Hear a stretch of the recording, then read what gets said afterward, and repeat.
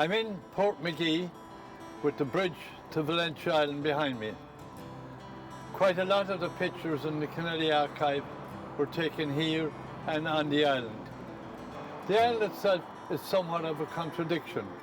It's cut off from the world, yet it was chosen as a location for a cable station to connect the whole world.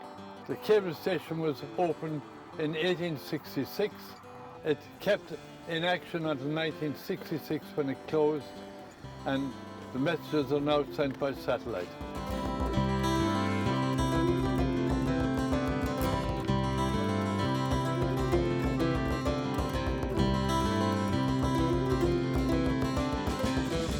The bridge has been spoken of from the 1950s. It was promised by successive governments but never delivered.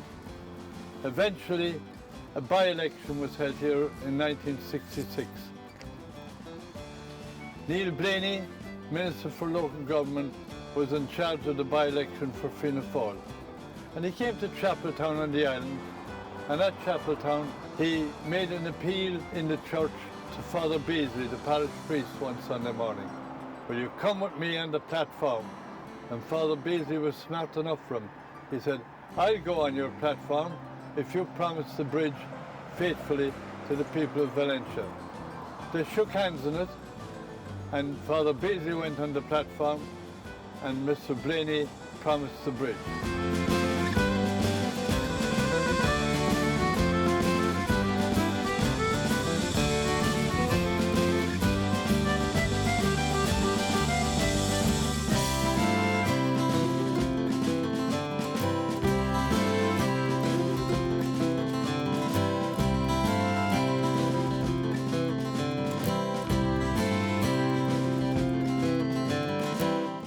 Another man who did a lot for Valentia's bridge was Norman Ross.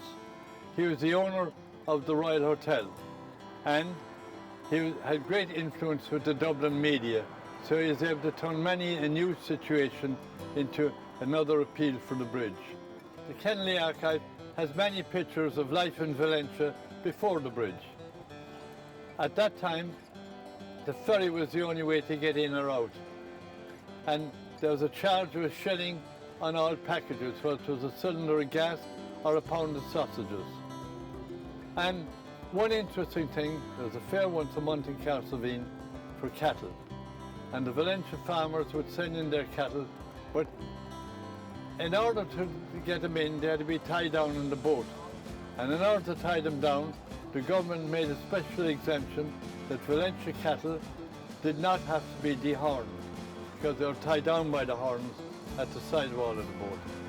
And a farmer who modernised and bought a tractor, that tractor was brought in, balanced between two boats on planks. So the ferry was the lifeline for a long time before the bridge came. The school children in Valentia would cycle to Knightstown before the bridge.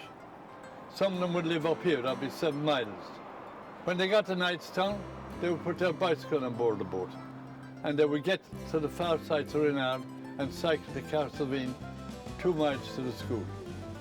Now, that was an added burden onto anyone's education problem.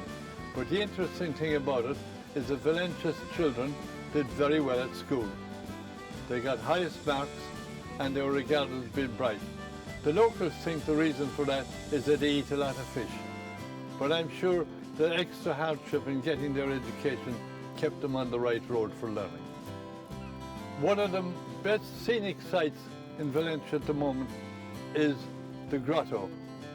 The grotto is at the top of the island, and in 1954, Father Jim Enright, who had been changed to here from Ballyhaig, built a most awe-inspiring grotto to Our Lady up at that site.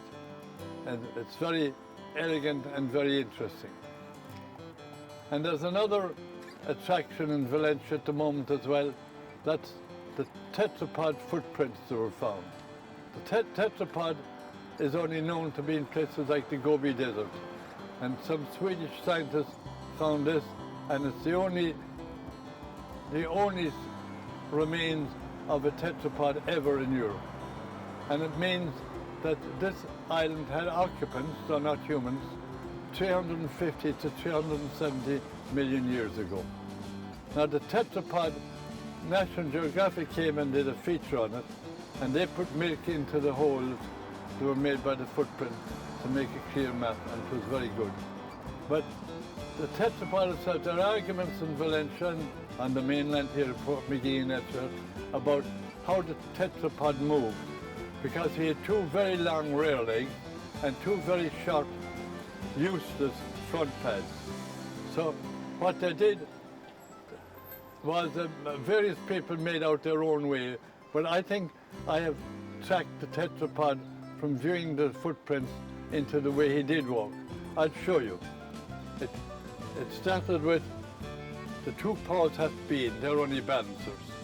The left leg goes out, about 6 meters, they said, when the full-size one. And then the snout comes down as a balancing mount, and the other leg is brought forward. And so, bit by bit, the tetrapod, he was much bigger than I am, was able to walk away, and he was never around when anyone questions about whether that was the way it was done or not. That's our tetrapod, and I hope he will bring many people to see Valentia.